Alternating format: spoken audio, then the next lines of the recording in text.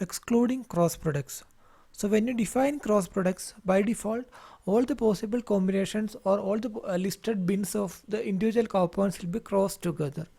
Assume that you have a large number of combinations is possible, and if there is a few set of values which are not relevant when you cross them together, there are two options here for you. Either you can specify all the valid combinations of the two crossing cow points, or you can say that there are few cow points which are not relevant here. So in this option, you can use a keyword the ignore bins. So if you specify the bins or a few bins of the cross product or the cross coverage as ignore bins, then all other bins which are not listed in the ignore bins will be considered for the cross product. Now see an example here, the same example.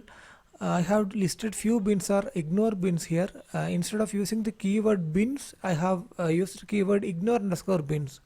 So this bin which is C1, which is the bin created by intersecting the bins of ADDR range with the value 1 to 7, and this is an ignore bin here.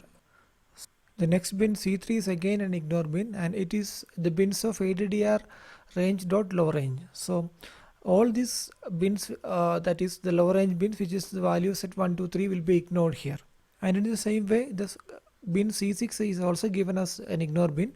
So in effect, what will happen is when the bins, the cow points ADDR range and data range are crossed, all these bins of these two cow points will be crossed, and out of which these bins which are listed here will be ignored in the final coverage. Thus, when you create a cross coverage, you have two options. Either you can specify all the valid bins explicitly, or you can specify all the invalid bins using the ignore bin keyword.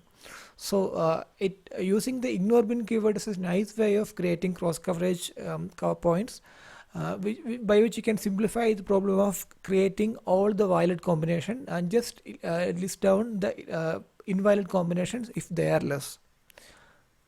And instead of using the keyword ignore bins, you can even use the illegal bins keyword. In that case, it will flag an error when the particular combination is occurred. Again, maybe that particular value or particular bin in a single compound will not be a illegal bin, but if when both of them are crossing, if it is an illegal scenario, you can use the keyword illegal bin to specify it's an illegal scenario, and when that scenario is hit in the simulation, a runtime error will be produced.